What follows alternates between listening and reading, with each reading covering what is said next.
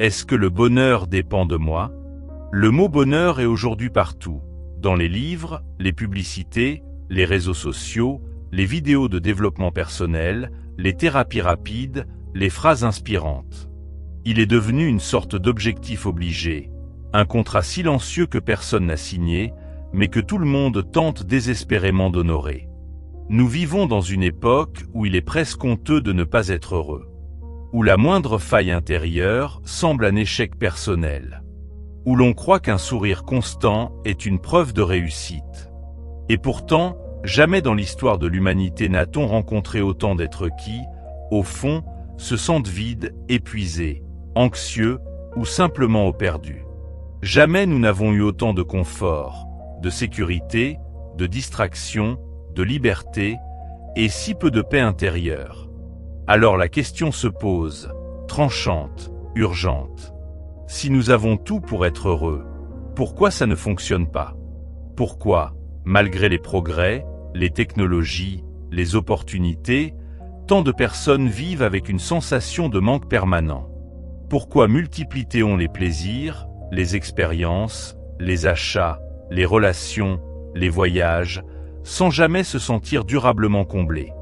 Pourquoi passons-nous la moitié de notre temps à courir après quelque chose, et l'autre moitié à avoir peur de le perdre? Cette contradiction n'est pas nouvelle. Les stoïciens l'avaient déjà identifiée il y a plus de 2000 ans. Ils observaient les hommes de leur époque s'égarer dans des quêtes extérieures, oubliant que le véritable terrain du bonheur n'est pas le monde, mais l'esprit qui s'y déplace. La vie heureuse est celle qui est accordée à la nature. Sénèque. Mais cette phrase, aujourd'hui, semble presque mystérieuse. Parce que notre société moderne nous a éloignés de l'essentiel. Elle nous a appris à chercher le bonheur ailleurs. Ailleurs que dans l'instant. Ailleurs que dans notre esprit. Ailleurs que dans nos actions présentes. Nous avons appris à croire que le bonheur dépend d'un travail idéal, d'une relation parfaite, d'un salaire plus élevé, de voyages, de luxe, de succès visible, de l'approbation des autres, d'un moment futur où enfin tout sera aligné. C'est la grande illusion moderne. Penser que le bonheur viendra quand le monde changera. Alors que les stoïciens enseignent exactement l'inverse. Le bonheur vient quand toi tu changes. Nous ne manquons pas de raison d'être heureux. Nous manquons de maîtrise intérieure. Nous manquons de clarté sur ce qui dépend réellement de nous. Nous manquons de force face à nos propres pensées. Nous manquons de calme dans un monde trop bruyant. Le stoïcisme, dans sa simplicité radicale, pose la question que nous évitons constamment. Si le bonheur dépend de choses extérieures, alors suis-je condamné à être leur esclave? Et si la réponse était non? Et si le bonheur dépendait en réalité de quelque chose d'une puissance immense, mais que nous avons négligé? Notre jugement, notre discipline, notre façon d'interpréter les événements, notre capacité à nous gouverner nous-mêmes? Ce qui trouble les hommes, ce ne sont pas les choses, mais les opinions qu'ils en ont. Épictète. Cette phrase n'est pas seulement une maxime ancienne. C'est un miroir qui nous renvoie à nos habitudes modernes. Car ce n'est pas le réseau social qui crée l'envie, c'est la comparaison que nous en faisons. Ce n'est pas le retard du train qui provoque la colère, c'est l'idée que cela ne devrait pas arriver. Ce n'est pas la difficulté qui nous écrase, c'est le récit intérieur qui dit « je ne vais pas y arriver ». Nous vivons moins dans le monde que dans notre lecture du monde. Et cette lecture, bonne nouvelle, nous pouvons l'éduquer. Nous pouvons l'entraîner. Nous pouvons la transformer. C'est cela, le cœur de cet ouvrage. Comprendre comment, selon les stoïciens, le bonheur devient une compétence, pas un miracle. Un travail, pas un cadeau. Un engagement intérieur, pas une récompense extérieure. Ce livre n'idéalisera pas le stoïcisme. Il ne le présentera pas comme une solution magique. Il l'explorera comme un art de vivre profond, exigeant, mais profondément libérateur. Un art qui nous ramène à une vérité simple. Une vie heureuse n'est pas une vie parfaite. C'est une vie intérieurement gouvernée. Dans les pages qui suivent, nous allons démonter les illusions modernes du bonheur, comprendre les lois stoïciennes de la tranquillité, explorer le rôle de nos pensées et de nos émotions, analyser les pièges de la comparaison et de la validation externe, découvrir comment construire un bonheur solide, non négociable, fondé sur la maîtrise de soi. Nous vivrons des anecdotes réelles. Nous entrerons dans le quotidien de femmes et d'hommes modernes confrontés au doute, à la peur, à l'injustice, à la confusion émotionnelle. Et nous verrons comment la sagesse stoïcienne, vieille de 2000 ans mais étonnamment actuelle, les a guidés vers la clarté et la paix intérieure. Alors, revenons à la question initiale. Est-ce que le bonheur dépend de moi ? Ce livre ne prétend pas vous imposer une réponse. Il va vous aider à la découvrir. Mais une chose est sûre. Si vous ne devenez pas le maître de votre monde intérieur, quelqu'un ou quelque chose le deviendra pour vous. Ce voyage commence maintenant. Et il commence en vous. Chapitre 1. Les illusions modernes du bonheur. Pourquoi nous courons après ce qui ne nous rendra jamais heureux ? Nous vivons à une époque où tout semble possible. Voyager, apprendre, créer, entreprendre, rencontrer. Et pourtant, malgré cette infinité d'opportunités, une angoisse sourde demeure. Pourquoi ne suis-je pas heureux ? Pourquoi manque-t-il toujours quelque chose ? Les stoïciens avaient compris un paradoxe essentiel. Ce n'est pas le monde qui nous rend malheureux, ce sont les illusions auxquelles nous croyons. Aujourd'hui, ces illusions ont simplement changé de forme. Elles sont plus séduisantes, plus sophistiquées, mieux emballées. Elles se glissent dans nos poches sous forme d'applications, dans nos ambitions sous forme d'objectifs irréalistes, dans nos relations sous forme de comparaisons invisibles. Ce chapitre explore les plus grandes illusions du bonheur moderne, celles qui nous éloignent de nous-mêmes et que le stoïcisme nous aide à reconnaître et dépasser. L'illusion numéro 1, je serai heureux quand. Cette illusion est la plus répandue. Elle transforme le bonheur en un mirage toujours un peu trop loin. Je serai heureux quand j'aurai plus d'argent. Quand j'aurai perdu du poids. Quand j'aurai un meilleur travail. Quand je serai reconnu. Quand j'aurai trouvé l'amour. Cette attente interminable crée une vie suspendue. Nous devenons des voyageurs qui marchent vers un horizon qui recule à chaque pas. Les stoïciens, eux, affirmaient « Celui qui n'est pas heureux avec peu ne le sera pas avec beaucoup ». Sénèque. Un exemple moderne l'illustre parfaitement. L'histoire de Karim. Karim rêvait d'obtenir un poste prestigieux dans une grande entreprise. Il pensait que ce titre, ce bureau, ce salaire lui apporterait enfin la sérénité qu'il recherchait. Il a travaillé jour et nuit pendant 2 ans, sacrifiant sa santé, ses relations, son sommeil, convaincu que c'est temporaire. Le jour où il obtint enfin le poste, il ressentit une euphorie puissante, qui dura 10 jours. Puis le vide revint, encore plus profond qu'avant. Car maintenant qu'il avait atteint son objectif, il n'avait plus rien pour masquer son malaise intérieur. C'est alors qu'il tomba par hasard sur cette citation d'Épictète. Ce n'est pas parce que les choses sont difficiles que nous n'osons pas, c'est parce que nous n'osons pas qu'elles sont difficiles. Il comprit qu'il n'avait jamais osé affronter sa véritable question. Qu'est-ce que je recherche vraiment ? La paix intérieure ou une récompense extérieure ? C'est le moment où son chemin stoïcien commença. De l'illusion numéro 2, le bonheur comme image à afficher. À l'époque des réseaux sociaux, le bonheur n'est plus seulement une émotion. C'est un spectacle. Une vitrine soigneusement construite.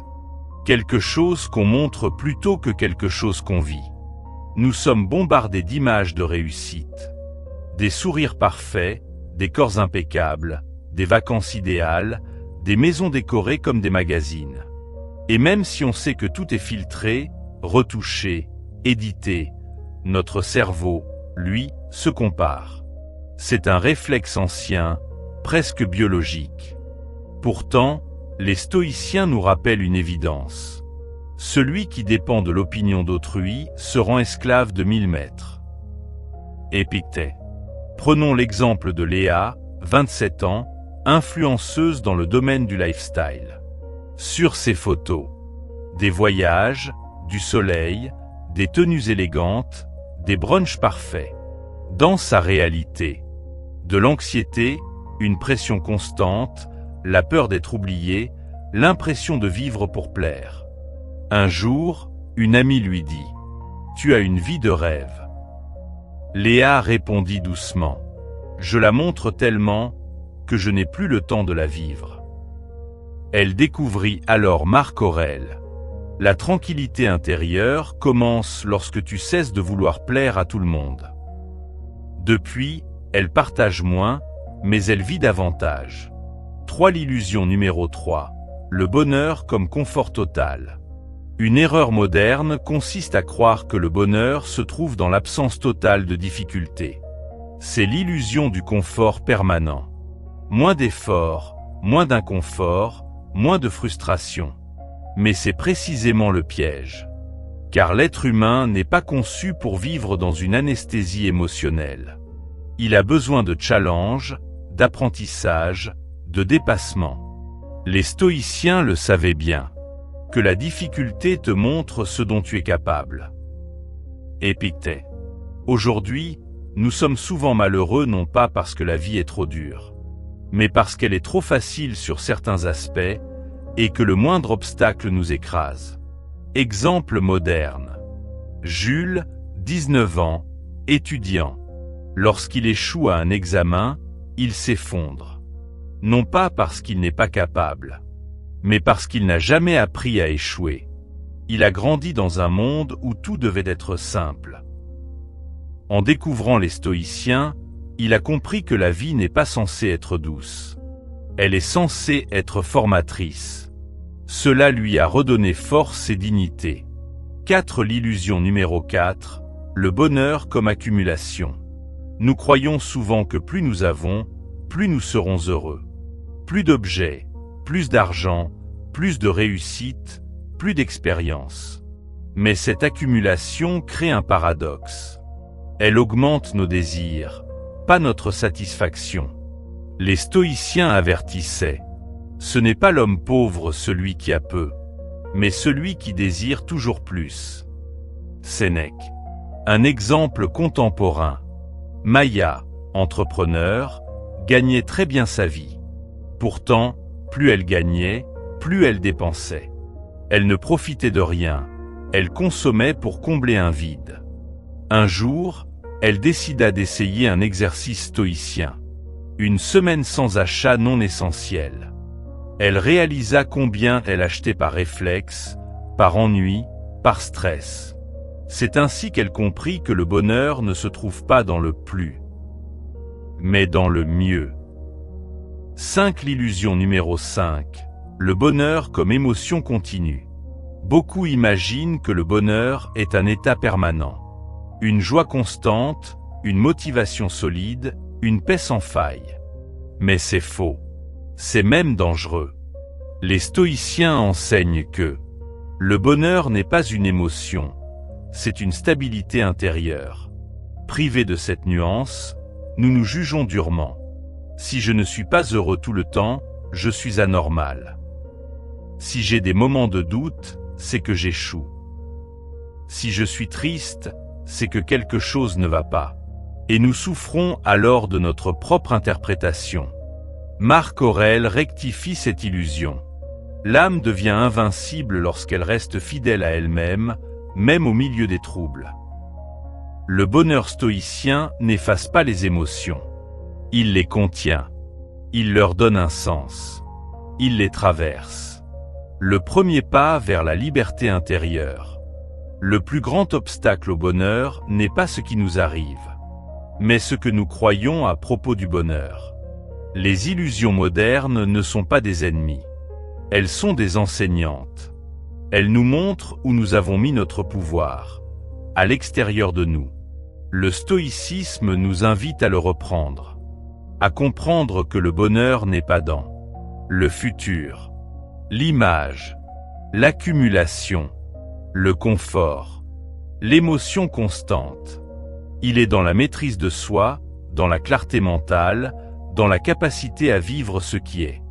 Ce chapitre pose le premier pilier.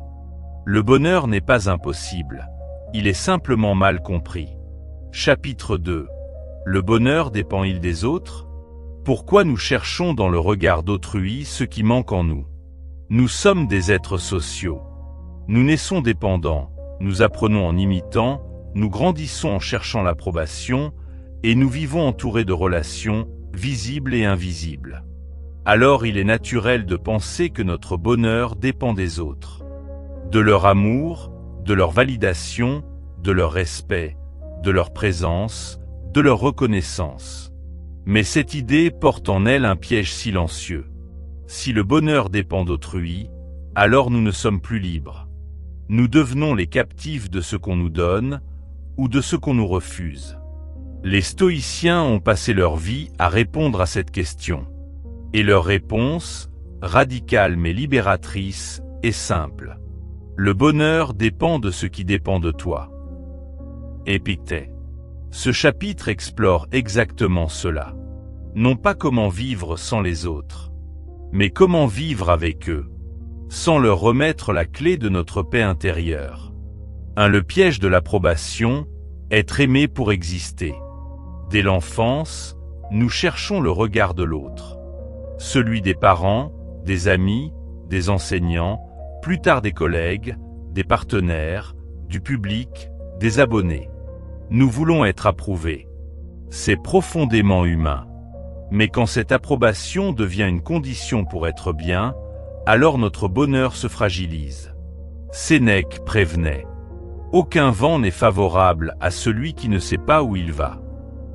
Si nous voulons être aimés par tous, approuvés par tous, compris par tous, nous vivons sans direction propre. Nos choix ne nous appartiennent plus. Ils deviennent des stratégies pour éviter la déception d'autrui. L'histoire de Najat. Najat, 32 ans, travaillait dans le marketing. Son plus grand cauchemar, décevoir quelqu'un. Elle disait oui à tout. Oui aux responsabilités. Oui aux tâches en plus. Oui aux demandes personnelles. Oui aux sacrifices. Elle vivait dans la peur de décevoir. La peur de ne plus être appréciée. Un jour, son médecin lui annonça qu'elle faisait un début d'épuisement nerveux. Elle craqua. Elle réalisa qu'elle avait construit sa vie comme une performance pour les autres. Mais jamais pour elle. Son thérapeute lui fit lire une phrase d'Épictète. « Si tu veux être aimé, aime-toi assez pour refuser ce qui te détruit. » Cette phrase changea tout. Petit à petit, Najat arrêta de chercher l'approbation. Elle se choisit enfin. Et lorsqu'elle se choisit, elle découvrit quelque chose d'étonnant. Les autres l'aimaient encore. Mais elle commença enfin à vivre. De l'illusion de la validation, quand le regard des autres devient une drogue. Nous vivons dans un monde où le regard d'autrui est permanent. Les réseaux amplifient cela à un niveau jamais vu. Un like, un commentaire, un message, un partage. Et notre cerveau reçoit une petite dose de dopamine. Le danger? Nous confondons la validation avec le bonheur. Celui qui dépend du jugement d'autrui se rend esclave. Épictète. L'histoire de Milna, 1 million d'abonnés, 0 paix intérieure. Milna, 24 ans, influenceuse, avait 1 million d'abonnés. Mais chaque soir, avant de dormir, elle vérifiait compulsivement. Combien de vues? Combien de likes? Pourquoi cette personne n'a pas répondu? Pourquoi cet abonné s'est désabonné? Elle vivait dans l'angoisse. Mais pour le monde, elle semblait radieuse.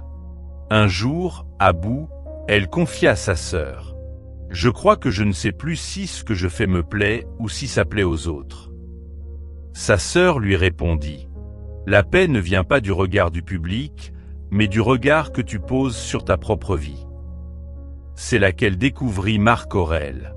Le bonheur dépend de la qualité de tes pensées, non de ce que pensent les autres. Elle apprit à publier moins, à vivre plus. Et pour la première fois depuis longtemps, elle commença à respirer. 3. Le danger des attentes. Quand le bonheur devient un contrat invisible. Nous attendons beaucoup des autres. Qu'ils nous respectent, qu'ils nous comprennent, qu'ils soient reconnaissants, qu'ils nous soutiennent, qu'ils ne nous abandonnent pas, qu'ils devinent nos besoins. Et plus nos attentes sont élevées, plus notre souffrance est garantie. Les stoïciens étaient clairs. N'attends pas que les autres agissent comme tu veux. Ils agissent selon leur nature, non selon tes espérances.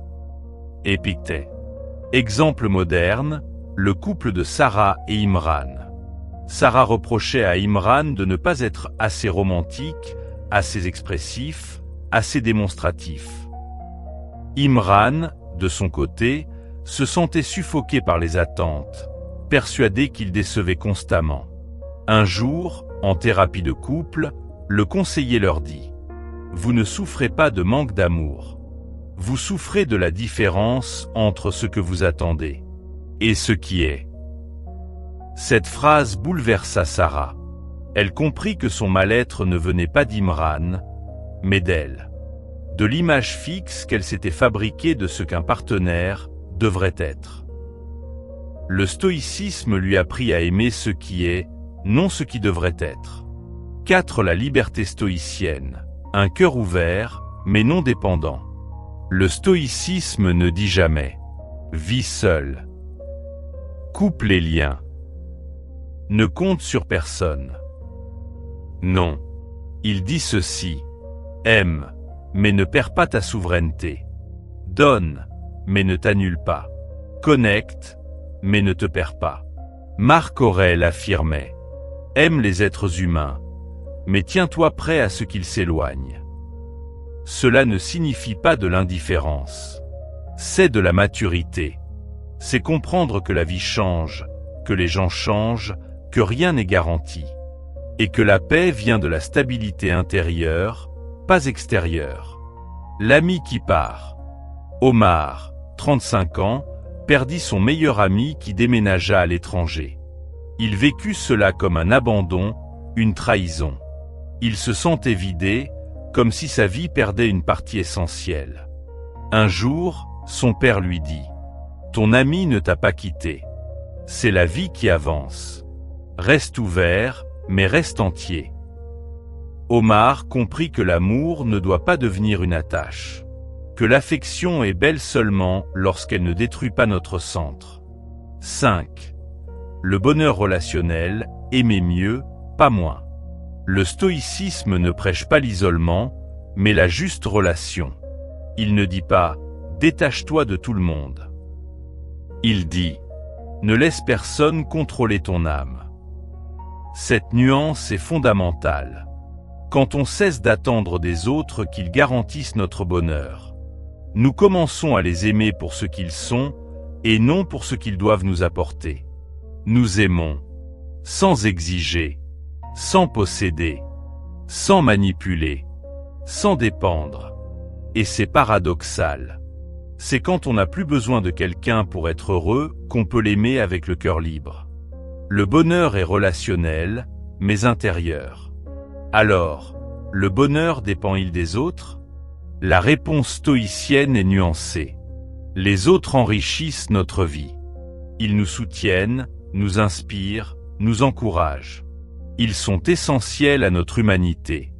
Mais notre bonheur ne doit pas être leur responsabilité.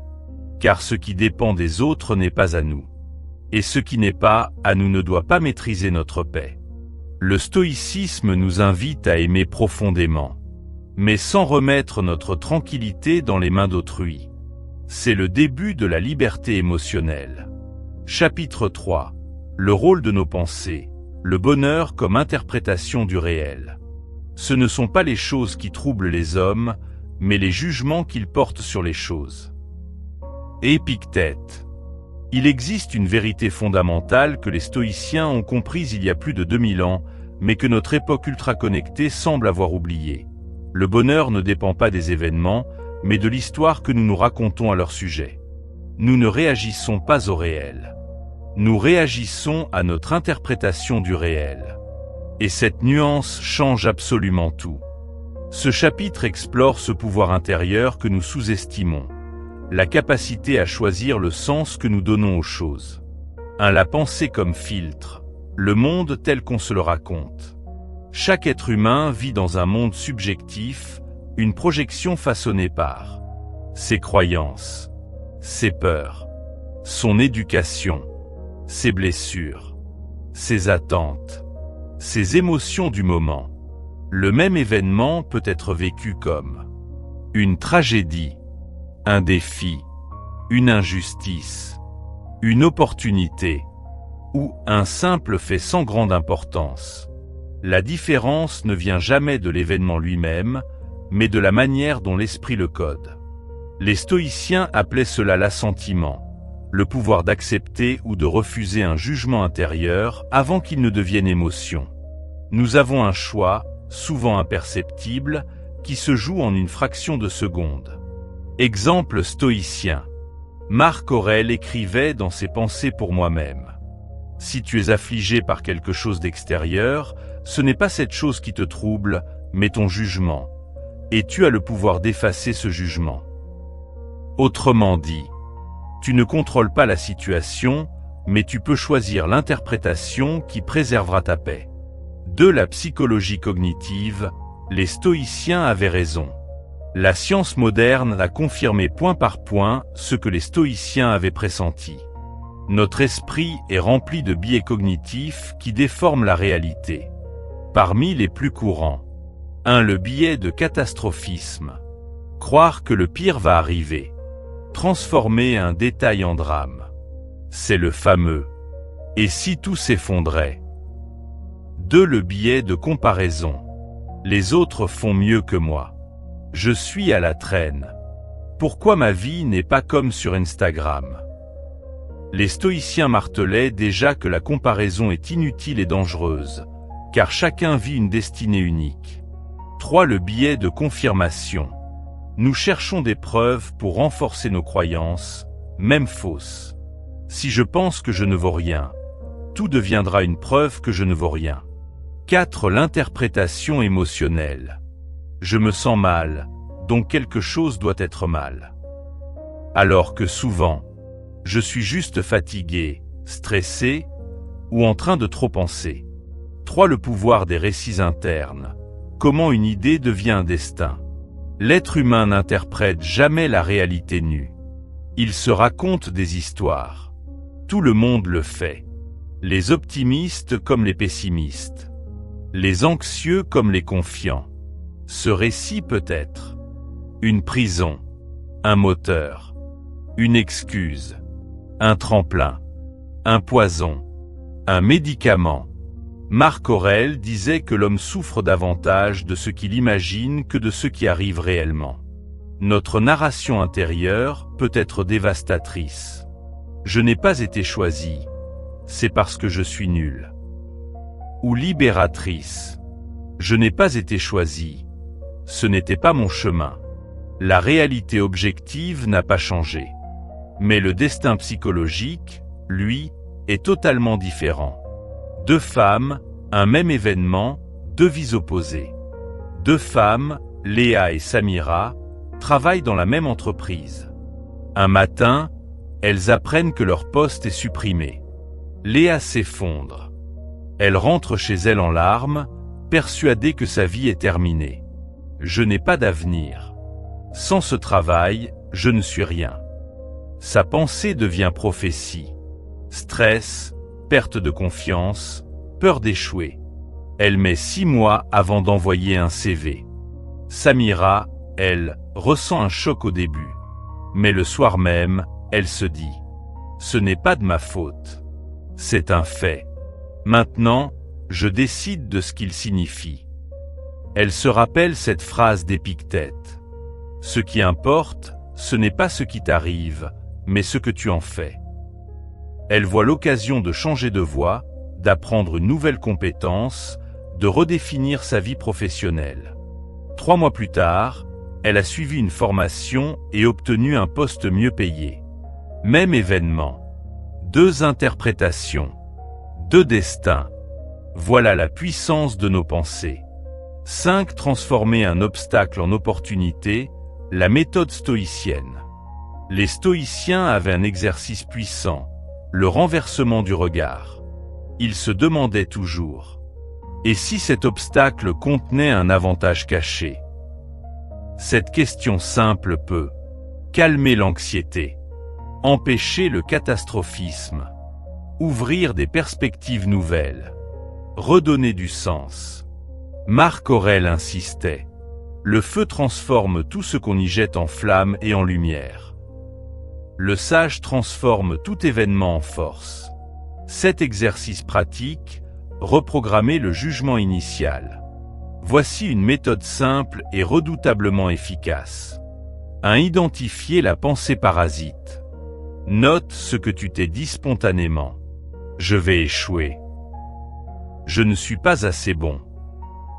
2. Vérifier. Est-ce un fait ou une interprétation? Fait: j'ai perdu mon emploi. Interprétation: ma vie est ruinée. Les stoïciens invitaient à séparer les deux. 3. Reformuler de façon rationnelle. Remplace l'exagération par une phrase neutre. Je suis dans une transition professionnelle. 4. Chercher l'opportunité cachée. Qu'est-ce que cela peut m'apporter? Compétence, croissance, liberté, renouveau. 5. Répéter jusqu'à automatiser. Avec le temps, l'esprit apprend à juger plus calmement. Le bonheur n'est jamais caché dans les événements, mais dans la manière dont nous les comprenons, les interprétons et les transformons. La pensée est notre premier outil de liberté. Les stoïciens, tout comme les neurosciences modernes, nous montrent que nos pensées créent nos émotions créent notre comportement, et notre comportement finit par créer notre vie. Changer le regard, c'est déjà changer le destin. Le bonheur ne vient donc pas de ce qui arrive, mais de la place que nous accordons à ce qui arrive. Chapitre 4. Les émotions, obstacles ou guides vers le bonheur. Tu as pouvoir sur ton esprit, pas sur les événements. Marc Aurèle. Notre époque vit dans une tension paradoxale. Jamais les êtres humains n'ont eu autant de liberté matérielle, de confort, de possibilités. Et pourtant rarement avons-nous été aussi submergés par nos émotions. Anxiété sociale, colère numérique, peur de manquer quelque chose, FOMO, épuisement mental, hyperactivité. L'homme moderne est souvent un océan en tempête. Pourtant, contrairement à ce que certains imaginent, le stoïcisme n'a jamais prêché la suppression des émotions. Les stoïciens ne voulaient pas faire de nous des statues froides et insensibles. Leur objectif était autre: apprendre à sentir sans être dominé, à ressentir sans être submergé. Le stoïcisme n'est pas la mort des émotions, une idée fausse. Beaucoup pensent que le sage stoïcien est une sorte de robot impassible. C'est entièrement faux. Les stoïciens distinguaient les émotions naturelles: tristesse, joie, peur, surprise, attachement. Impossibles à supprimer, elles font partie de notre humanité. Les émotions excessives et destructrices. Panique, jalousie obsessionnelle, colère explosive, anxiété incontrôlée. Elles naissent de nos jugements irrationnels, pas de la réalité. Épictète disait: ce qui trouble les hommes, ce ne sont pas les choses, mais l'opinion qu'ils en ont. La gestion émotionnelle stoïcienne repose donc sur une idée simple. Ce n'est pas l'émotion qui est le problème, mais l'histoire que nous nous racontons autour d'elle. Les stoïciens ne cherchent pas à couper l'émotion, mais à couper la surinterprétation qui la rend toxique. 2. La maîtrise, pas la négation. Ressentir sans se laisser gouverner. Pour les stoïciens, une émotion est comme une vague. Tu ne peux pas empêcher qu'elle arrive, mais tu peux choisir de ne pas te noyer dedans. Marc Aurèle écrivait: L'âme se colore de la teinte de ses pensées. Autrement dit, ce ne sont pas nos émotions qui nous guident. Ce sont les pensées auxquelles nous décidons de donner du pouvoir. La maîtrise émotionnelle stoïcienne repose sur 3 piliers. 1. Accueillir. Reconnaître l'émotion sans la juger. La laisser apparaître. 2. Comprendre. Identifier la pensée qui l'a générée. Est-ce un fait ou une supposition? 3. Rectifier. Appliquer la raison pour dissoudre la distorsion. Les stoïciens ne répriment pas l'émotion. Ils l'éduquent. 3. Les tempêtes émotionnelles modernes, un cerveau dépassé. Les stoïciens vivaient dans un monde plus lent. Mais ils comprenaient déjà que l'esprit humain pouvait être piégé par ses réactions internes. Aujourd'hui, nos tempêtes émotionnelles sont démultipliées par l'anxiété sociale, la peur permanente du regard des autres amplifiée par les réseaux sociaux, la FOMO. Nous croyons manquer quelque chose dès que quelqu'un affiche une vie meilleure que la nôtre. La colère numérique, une notification, un commentaire négatif, un désaccord. Et l'on se sent attaqué personnellement. L'épuisement mental. Passer d'une tâche à l'autre sans pause, être constamment joignable, vérifier son téléphone toutes les 6 minutes. Le stoïcisme n'a jamais été aussi utile qu'aujourd'hui. Pourquoi? Parce que nous vivons dans une civilisation où l'attention est la nouvelle monnaie. Et où nos émotions sont manipulées pour nous garder connectés. 4. La biologie moderne. Dopamine, réaction rapide et stress chronique. Ce que les stoïciens décrivaient intuitivement, la science moderne l'explique en détail. 1. La dopamine. Les smartphones créent une boucle addictive. Notification, pic de dopamine, attente, nouvelle vérification. Cette boucle maintient l'esprit dans un état d'impatience, d'agitation et de frustration. 2. Le court-circuitage du cortex. Sous stress émotionnel, le cerveau reptilien prend le dessus. Réactions impulsives, pensées catastrophiques, irritabilité. La raison, le centre stoïcien, devient inaccessible. 3. Le stress chronique. Notre physiologie n'est pas faite pour recevoir 200 microstress par jour.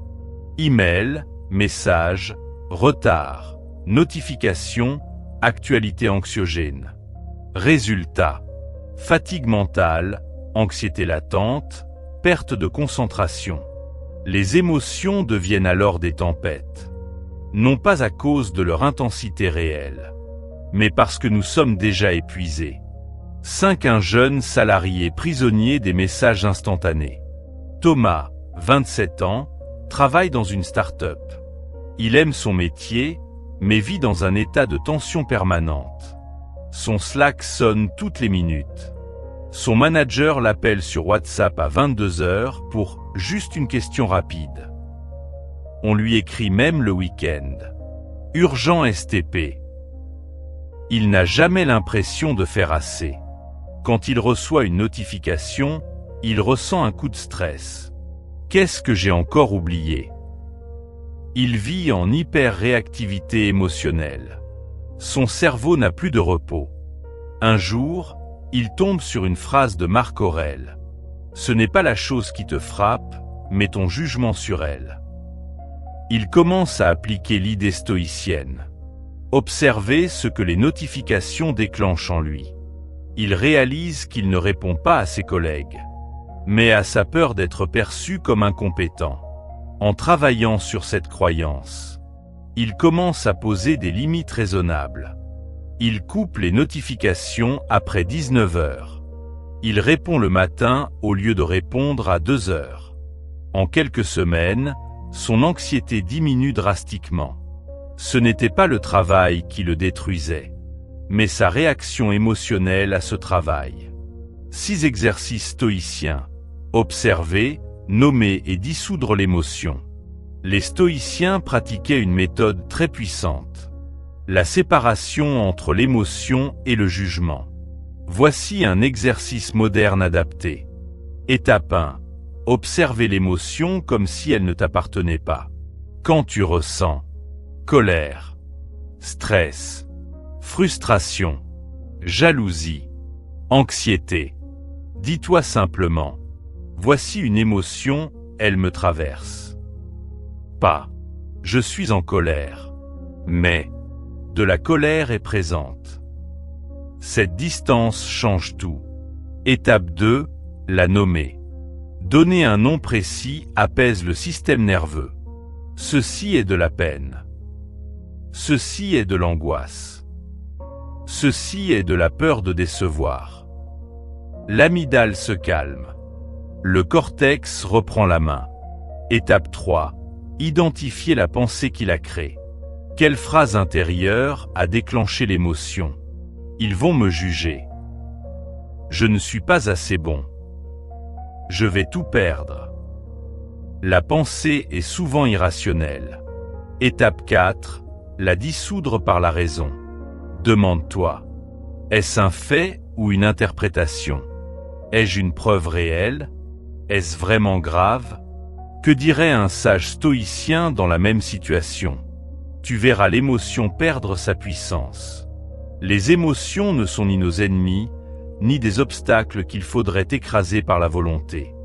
Elles sont des signaux, des guides, des messages internes, mais elles ne doivent pas devenir nos maîtres. Le stoïcisme nous apprend à redevenir souverains de nous-mêmes, à ressentir pleinement, mais à raisonner clairement, à accueillir l'émotion, mais à refuser qu'elle écrase notre jugement. En apprenant à observer, nommer, comprendre puis recadrer nos émotions, nous devenons capables de vivre avec plus de lucidité, de calme et de liberté intérieure. Les émotions ne disparaissent pas, elles se transforment. Elles cessent d'être des tempêtes et deviennent des boussoles. Chapitre 5, la comparaison, l'ennemi invisible du bonheur. Celui qui envie se tourmente. Sénèque. La comparaison est un poison discret. Elle ne frappe pas d'un coup, elle s'insinue. Elle ne hurle pas, elle murmure. Elle ne détruit pas tout d'un coup. Elle érode lentement l'estime de soi jusqu'à ne plus laisser que du doute, de l'insatisfaction et une impression diffuse d'échec. Dans un monde saturé d'images, de succès affichés, de vie mise en scène, la comparaison n'est plus un piège occasionnel. Elle est devenue une atmosphère, un environnement permanent. Et ce qui est le plus dangereux, c'est que nous la percevons rarement. Elle agit en silence, comme un ennemi caché à l'intérieur de nous. Le piège stoïcien. Pourquoi la comparaison détruit l'âme? Les stoïciens ne parlaient pas d'Instagram, de TikTok ou de LinkedIn. Pourtant, ils avaient déjà compris que le fait de se comparer à autrui est une forme de souffrance auto-infligée. Sénèque avertissait.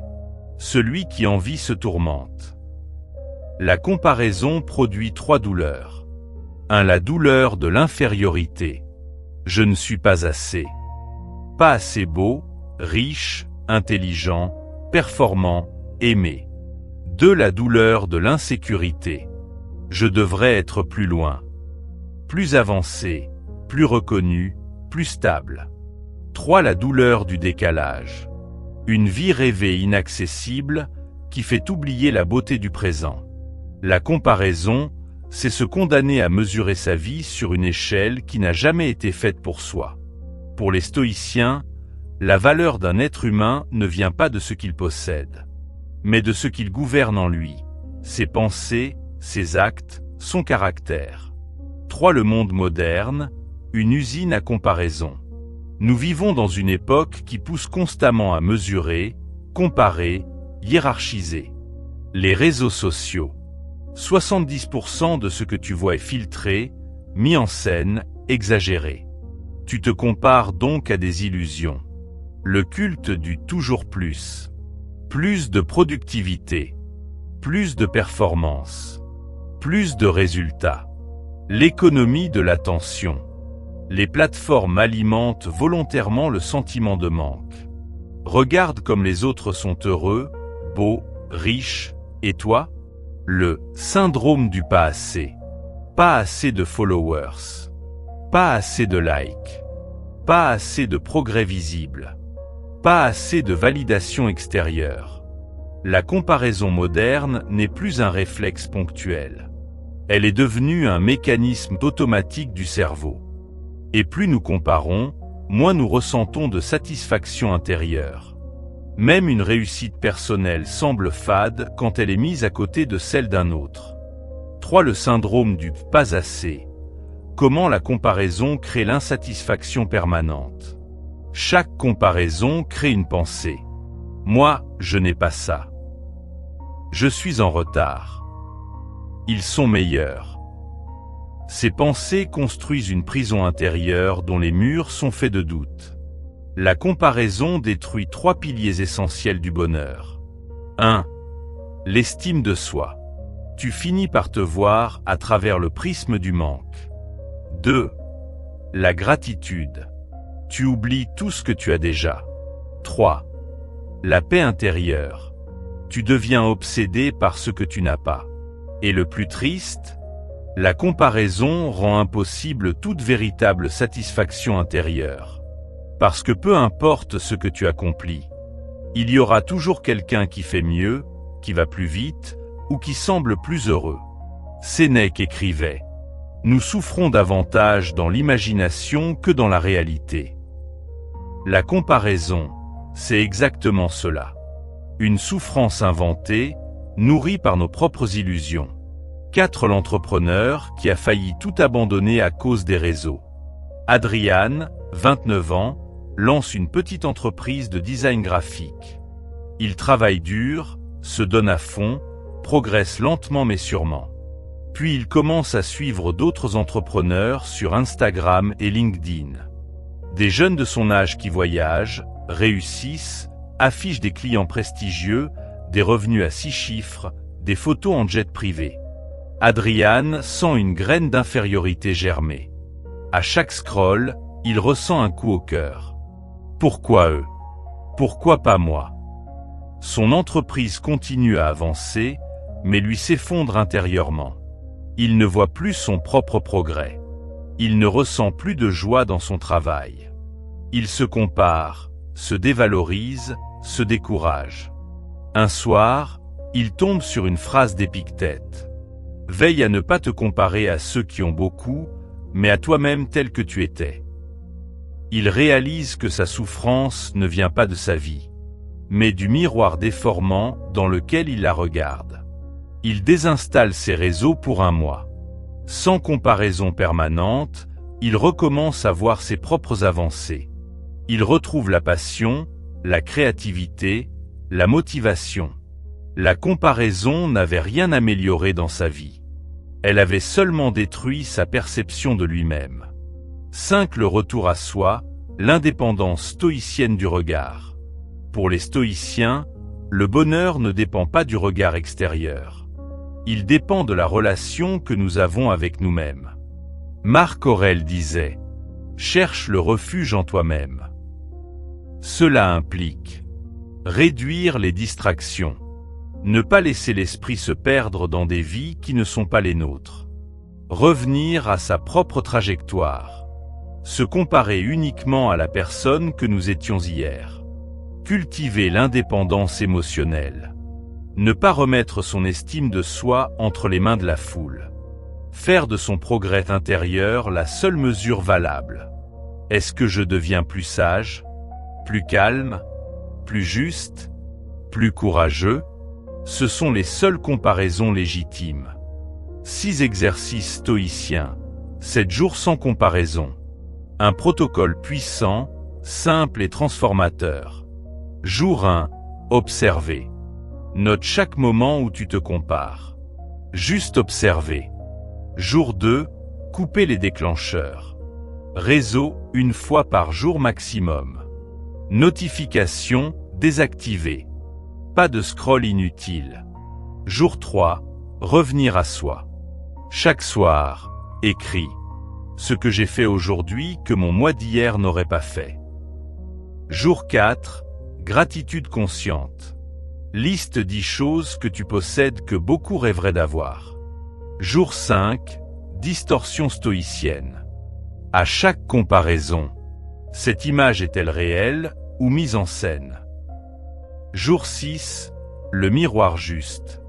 Compare-toi à une seule personne. Toi-même il y a un an. Jour 7, le regard libre. Passe une journée entière en pleine présence. Sans réseau, sans comparaison, sans jugement. Tu sentiras une légèreté nouvelle, un calme rare. Le calme de celui qui n'a plus besoin d'être meilleur qu'un autre, mais seulement meilleur que lui-même. La comparaison est l'ennemi invisible du bonheur parce qu'elle attaque la racine même de la paix intérieure. La relation que nous entretenons avec notre propre existence. Le stoïcisme nous rappelle que la seule compétition valable est celle que nous menons avec nous-mêmes. Et que la liberté émotionnelle commence le jour où l'on cesse de donner à la vie des autres le pouvoir de définir la nôtre. Chapitre 6. La paix intérieure, la seule forme de bonheur durable. Introduction. Le bonheur comme stabilité, pas comme euphorie. Dans la vision stoïcienne, le bonheur n'est pas un éclair d'émotion, une explosion de joie, un moment suspendu que l'on passe sa vie à tenter de retrouver. Le bonheur, pour eux, est un état stable, une paix intérieure qui provient de deux choses. Une compréhension lucide du réel. Une conduite droite et cohérente. Ce n'est pas un état de félicité permanente, ni un sourire forcé, ni une absence totale de problèmes. C'est une force tranquille, un esprit calme, une âme en ordre. Marc Aurèle résume cette idée avec une puissance incroyable.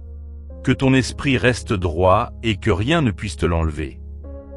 Autrement dit, le bonheur ne dépend pas de ce qui t'arrive, mais de la qualité de ton esprit, de ta façon d'y répondre, de la stabilité que tu cultives. Dans un monde saturé de distractions, d'alertes, d'urgences artificielles et de pression sociale, cette vision est plus nécessaire que jamais. La paix intérieure n'est pas une émotion, c'est un positionnement. Aujourd'hui, beaucoup pensent que le bonheur est une série d'états émotionnels agréables. Joie, excitation, plaisir, réussite. Mais ces émotions sont temporaires, fluctuantes, vulnérables. La paix intérieure, elle, est stable. Elle ressemble à un lac calme, une respiration lente, un esprit solide mais flexible, une stabilité face aux aléas. Pour les stoïciens, la paix intérieure est ce que l'être humain peut contrôler, car elle dépend de ses pensées, de ses priorités et de ses actes, jamais des circonstances extérieures. 2. Le bonheur stoïcien, un ancrage dans le réel. La paix intérieure apparaît lorsqu'on cesse de lutter contre le réel. La modernité nous enseigne parfois l'inverse. Tu peux tout contrôler. Tu peux tout avoir. Tu peux être heureux tout le temps. Ces promesses créent du stress, de la frustration et un sentiment d'échec permanent. Le stoïcisme, lui, libère. Tu ne peux pas contrôler les autres. Tu ne peux pas maîtriser la météo, la maladie, la mort, l'économie, le temps. Mais tu peux contrôler vos pensées, votre attitude, vos valeurs, vos réponses. Le bonheur devient alors un état ancré dans ce qui dépend de toi, et non dans ce qui t'échappe. 3. Le bonheur comme continuité d'action vertueuse. Les stoïciens définissent le bonheur non pas comme une émotion, mais comme une vie orientée vers la vertu. Les vertus stoïciennes ne sont pas religieuses, ce sont des capacités mentales. 1. La maîtrise de soi. C'est la capacité à ne pas se laisser gouverner par la colère, la panique, la peur, les impulsions, les tentations. Ce n'est pas refouler l'émotion, c'est rester capable de choisir malgré elle. C'est le socle de la paix intérieure. 2. La discipline. La paix intérieure n'est pas un don, elle se construit. La discipline permet d'organiser son esprit, de respecter ses engagements, de réduire la fatigue mentale, de clarifier ses priorités, de stabiliser son quotidien. Un esprit indiscipliné ne peut jamais être un esprit paisible. 3. La gratitude. La gratitude stoïcienne n'est pas un optimisme naïf, c'est une reconnaissance du réel. Gratitude pour ce qui existe. Gratitude pour ce qui reste. Gratitude pour ce qui est encore possible. Elle stabilise l'esprit parce qu'elle ramène toujours à ce qui est présent, disponible, tangible, et non à ce qui manque. 4. La justice. Pour les stoïciens, être juste, c'est agir avec droiture envers les autres. Équité, honnêteté, respect, modération.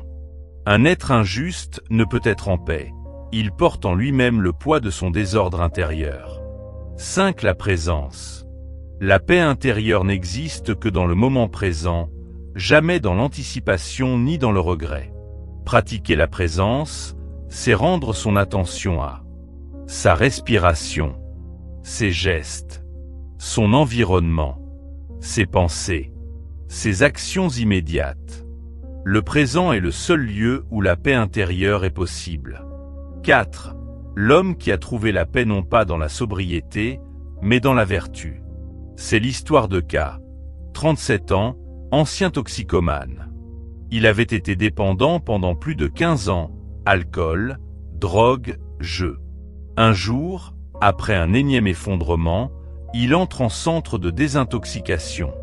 Il en sort sobre, mais rapidement, il replonge dans l'anxiété, la colère, la dépression, l'ennui, la culpabilité. Un psychologue lui dit alors une phrase qu'il décrira comme un choc. La sobriété ne suffit pas. Ce qui te manque, ce n'est pas l'absence de drogue, c'est une direction. C'est là qu'il découvre le stoïcisme. Il ne reprend pas sa vie comme avant. Il la reconstruit sur la vertu. Il se lève tôt. Il médite. Il lit. Il aide d'autres dépendants. Il reprend un travail manuel. Il écrit un journal chaque jour. Il pratique la gratitude. Il se fixe des objectifs simples. Il dira plus tard: je croyais que le bonheur viendrait le jour où j'arrêterais la drogue. Mais la paix n'est pas venue avec la sobriété. Elle est venue avec la vertu. Il n'est pas euphorique. Il n'est pas ivre de bonheur. Il est calme, stable, ancré. Il a trouvé ce que les stoïciens appellent l'euthymia, la tranquillité de l'âme. 5. Exercice stoïcien. Le rituel quotidien de la paix intérieure, matin plus soir. Voici un protocole simple, puissant et basé sur les pratiques traditionnelles. Le rituel du matin, 5 minutes. Objectif: orienter la journée. Respiration consciente, 1 minute. Se centrer. Visualisation stoïcienne de la journée, 2 minutes. Se préparer aux obstacles possibles. Critique. Retard. Agitation. Imprévu. Intention du jour, 1 minute. Choisir une vertu à pratiquer. Calme. Discipline. Patience. Gratitude. Phrase d'ancrage, 1 minute. Par exemple: je contrôle mes pensées. Je reste calme. Je réponds, je ne réagis pas. Le rituel du soir, 5 minutes. Objectif: clore et apprendre. Relecture de la journée, 2 minutes. Que ai-je bien fait? Que ai-je raté? Que ai-je appris? Autocompassion stoïcienne, 1 minute. Aucune attaque, seulement une analyse. J'aurais pu faire mieux. Je ferai mieux demain. Gratitude, 1 minute. Notez 3 choses, petites ou grandes. Rappel fondamental, 1 minute. Ce qui dépend de moi suffit. La paix intérieure n'est pas un rêve, ni un idéal inaccessible, ni une illusion philosophique. C'est un entraînement, une construction mentale, une discipline quotidienne. C'est la seule forme de bonheur qui ne dépend de personne, ne dépend de rien, ne s'effondre pas avec les circonstances, ne disparaît pas à la première difficulté. La paix intérieure est un art de vivre et surtout une force invincible. Celui qui la cultive ne recherche plus un bonheur fragile, mais une stabilité profonde, un bonheur durable, silencieux, solide. Chapitre 7. Construire un bonheur qui dépend vraiment de toi. L'autonomie stoïcienne. Introduction. Le bonheur que personne ne peut enlever. La quête du bonheur moderne est fragile. Elle repose souvent sur des éléments externes. L'amour de quelqu'un, l'argent, le statut social, la validation des autres, la réussite professionnelle, l'image renvoyée sur les réseaux sociaux. Mais si ton bonheur dépend de ce qui peut changer, disparaître ou te trahir, alors ton bonheur n'est jamais vraiment à toi. Le stoïcisme propose un autre modèle. Un bonheur intérieur, autonome, incorruptible, non négociable. Épictète dit « Aucun homme n'est libre s'il n'est maître de lui-même ». Ce chapitre montre comment construire un bonheur qui n'a plus besoin de conditions extérieures pour exister. Un bonheur solide, enraciné, qui dépend de ta maîtrise de toi-même et de ta capacité à vivre selon tes valeurs profondes. 1. L'indépendance émotionnelle, se libérer du chaos intérieur. L'indépendance émotionnelle ne signifie pas devenir froid, devenir insensible, devenir distant, se couper des autres. Elle signifie ne plus être emporté par chaque émotion, ne plus être contrôlé par les réactions des autres, ne plus dépendre d'un compliment ou d'une critique pour se sentir entier. Pouvoir choisir sa réponse au lieu de réagir impulsivement. Le premier pilier de l'autonomie stoïcienne, c'est la maîtrise de l'esprit. Aujourd'hui, une notification peut ruiner une journée. Un message lu vu non répondu déclenche anxiété et doute. Une critique peut provoquer colère ou effondrement. Un like peut remonter l'estime de soi. Le stoïcien moderne apprend à reprendre le gouvernail. Comment l'indépendance émotionnelle se construit. Écouter l'émotion sans la croire. Nommer ce qu'on ressent. Se demander « Est-ce que cette émotion m'appartient vraiment ? Ou vient-elle du regard des autres ?» Répondre par la raison, pas par l'impulsion. Le bonheur devient alors un état libéré du chaos émotionnel. 2. Le courage d'agir selon ses valeurs, l'épine dorsale du bonheur. Tu ne peux construire un bonheur solide si tu vis en contradiction avec ce que tu sais être juste pour toi. Aujourd'hui, beaucoup vivent selon la mode, selon l'opinion dominante, selon ce que leur famille attend, selon ce que la société valorise, selon le rôle qu'on leur a attribué. Mais vivre pour plaire est le contraire de vivre libre. Les stoïciens enseignent que le bonheur durable naît du fait d'être aligné. Aligné avec ce que tu crois. Aligné avec ce que tu veux construire. Aligné avec ta propre éthique. Aligné avec ton propre nord.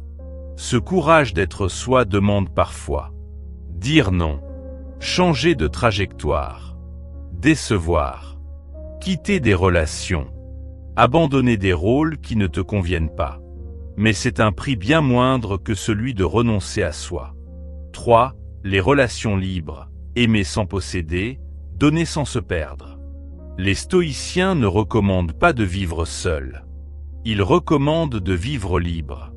La dépendance affective est aujourd'hui l'une des causes majeures d'anxiété, de jalousie, d'insécurité, de rupture, de souffrance mentale. Pourquoi ? Parce qu'on confie à quelqu'un d'autre la responsabilité de nous rendre heureux.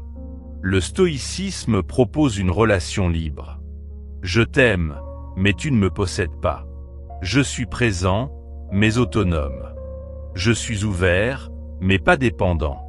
Je te choisis, mais je ne m'annule pas. On ne demande plus à l'autre d'être parfait, de combler nos manques, de réparer nos blessures, de nous rassurer sans cesse. Au contraire, on arrive déjà plein, déjà stable, déjà ancré. La relation devient un partage, pas une béquille. 4. Le travail, lieu d'accomplissement, pas de validation. Aujourd'hui, beaucoup cherchent dans le travail. Reconnaissance, admiration, statut, identité, valeur personnelle. Le problème, ça ne tient jamais. Un patron change, une entreprise ferme, un poste évolue, un échec apparaît, une crise éclate. Le travail ne peut être la source principale du bonheur, mais il peut en être un chemin, si tu le considères différemment. Non comme un miroir, non comme une compétition, non comme une preuve de valeur, mais comme un espace d'expression, d'apprentissage et de contribution. Le stoïcisme transforme le rapport au travail. Ton bonheur ne dépend pas de la reconnaissance de ton travail. Il dépend de la qualité de ton travail, de ton intention, de ta vertu. 5. La vie d'un dirigeant transformé par une phrase. C'est l'histoire de 4. Directeur d'une grande entreprise. Marié, 2 enfants, salaire élevé, réputation solide. Pourtant, il se sentait constamment stressé, oppressé, vidé, en pilotage automatique. Il avait tout, sauf lui-même. Un jour, en pleine crise d'angoisse, un ami lui dit « Tu ne vis pas ta vie. Tu vis la vie qu'on attendait de toi. » Il entre alors dans une phase de remise en question totale. En lisant les Stoïciens, il tombe sur cette phrase d'Épictète. Aucun homme n'est libre s'il n'est maître de lui-même. Il comprend. Il n'est maître de rien, parce qu'il n'a jamais décidé ce qu'il voulait réellement. Alors il réorganise sa vie. Il quitte son poste pour un rôle plus simple mais plus humain. Il commence à courir le matin. Il réduit son temps d'écran. Il apprend la méditation. Il passe plus de temps avec ses enfants. Il supprime les engagements qu'il prenait par obligation. Il se reconstruit une identité interne, pas professionnelle. Il dira plus tard « Pour la première fois, j'ai l'impression que ma vie m'appartient. Et ce que je ressens, c'est la paix. » 5. Synthèse des pratiques pour construire une autonomie stoïcienne. Voici les 5 fondations à pratiquer chaque jour. 1. Alignement. Dire ce que tu penses. Faire ce que tu dis. Vivre selon ce que tu crois. 2. Lucidité. Voir les choses comme elles sont, pas comme tu voudrais qu'elles soient. 3. Détachement.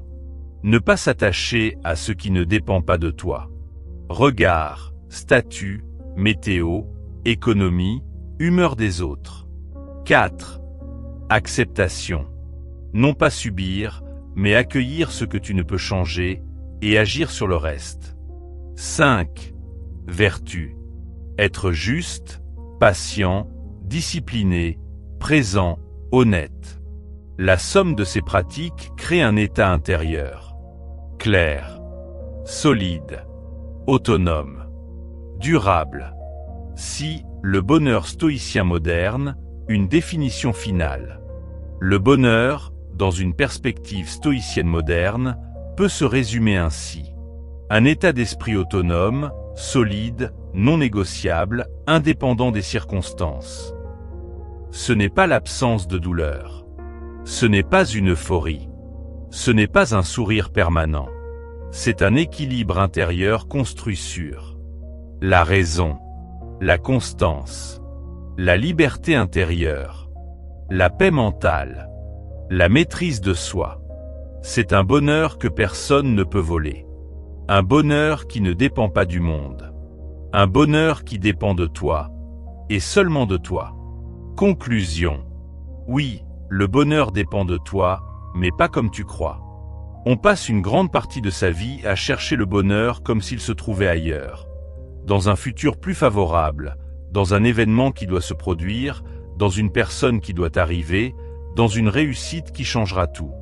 Mais après ce long voyage stoïcien, Une vérité apparaît avec une clarté presque brutale. Le bonheur n'a jamais été ailleurs que dans ta manière de regarder la vie.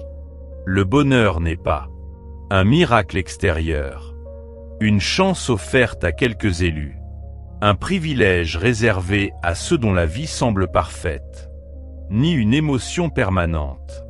Le bonheur dépend de toi, mais pas de ton intelligence, ni de ton niveau social, ni de tes réussites. Il dépend de ton esprit, de ta discipline, de ta perception, de ton alignement et de ta capacité à te gouverner toi-même. C'est cela que les stoïciens répétaient depuis plus de 2000 ans. La clé n'est pas de changer le monde, mais de transformer la manière dont tu le traverses. Les enseignements essentiels des 7 chapitres. Tout ce que tu as lu converge vers une seule idée centrale.